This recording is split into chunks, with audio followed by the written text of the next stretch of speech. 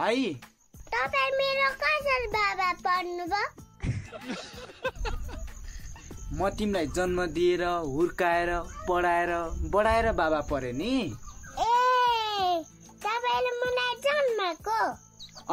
जन्म दिएको के। अनि फेरि मम्मीले मलाई के गरेको त? मम्मीले पनि तिमीलाई जन्म दिएको। के म त कुरै बुझ्दिन।